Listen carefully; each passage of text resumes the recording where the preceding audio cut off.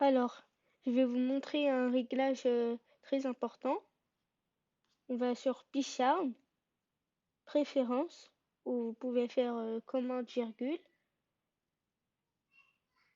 Puis, vous allez sur Editor.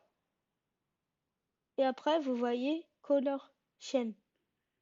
Et là, vous pouvez choisir une autre couleur. Je vais vous montrer les couleurs. Darkula, c'est celui qu'on a ici. Gtube, vous voyez que c'est blanc, comme ça.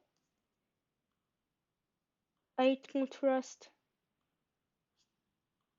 faites yes, c'est comme ça. Ça se ressemble beaucoup à Twilight.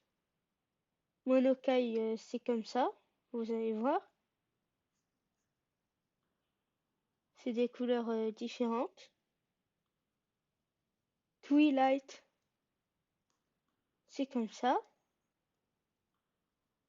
C'est pas mal. Ça ressemble à d'autres couleurs. Et War Neon, c'est comme ça. Moi, je vais utiliser Twilight. J'aime bien cette couleur.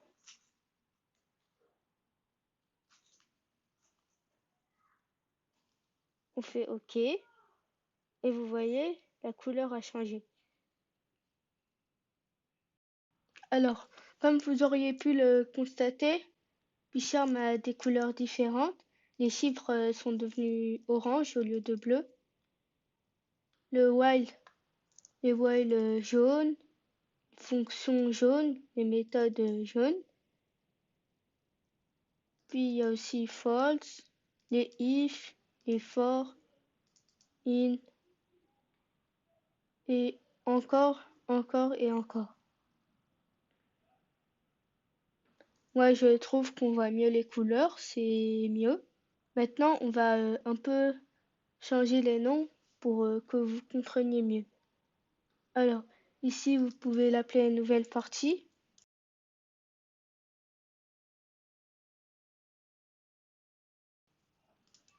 Car c'est là où on lance la partie. Là, on peut relancer la partie. Donc, on lance le run. Puis, ici aussi, on va écrire nouvelle partie.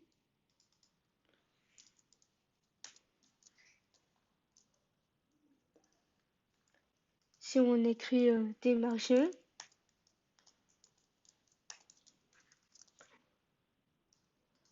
donc c'est fait.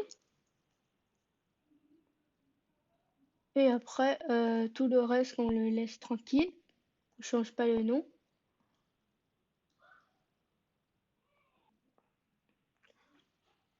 Alors, je vais faire une explication. Ici, on crée la classe jeu, puis on fait sa méthode d'initialisation avec on initialise Pygame, puis on crée self.fenêtre, là on met la largeur et la hauteur. Après, on crée l'attribut self.running qui est égal à true, qui va nous permettre de démarrer le jeu.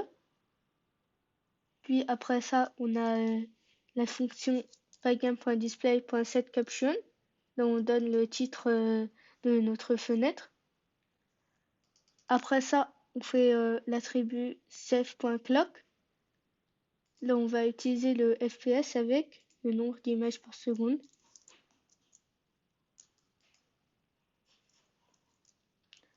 Après ça, on fait nouvelle partie. On crée la méthode nouvelle partie. Là, on fera les sprites. Save.sprites est égal à pygame.sprite.group.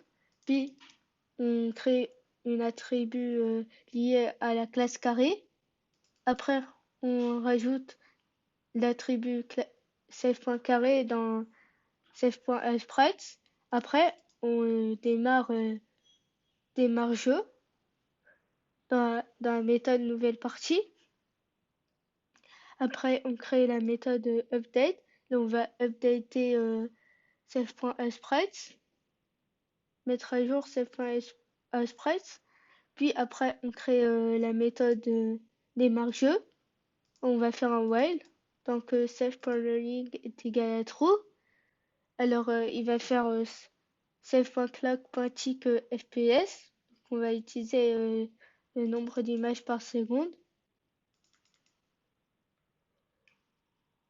Après ça, on lance la méthode update, puis la méthode draw, puis la méthode event. Après ça, on crée la méthode draw et on colore la fenêtre avec une couleur RGB. Moi, j'ai choisi la verte.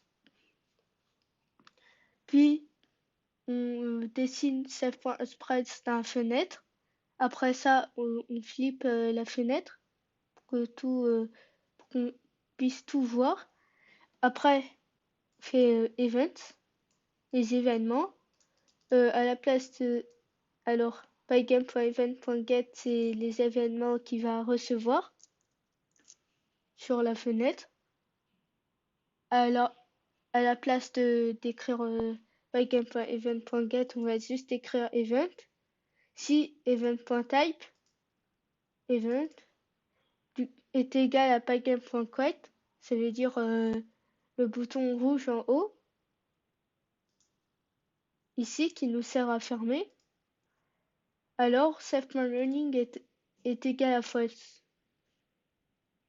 Alors que quand on lance, il est égal à true. Après ça, créer une variable liée à jeu, la classe jeu. On fait une boucle jeu.learning. Donc learning est égal à true. Alors, lance nouvelle partie. Là, on lance le démarre jeu. Et là, ça lance toutes les autres méthodes et le clock.tick. Et après ça, quand on va fermer, Pygame aussi va s'arrêter. Mais pour ça, il faut lui dire pygame.quit.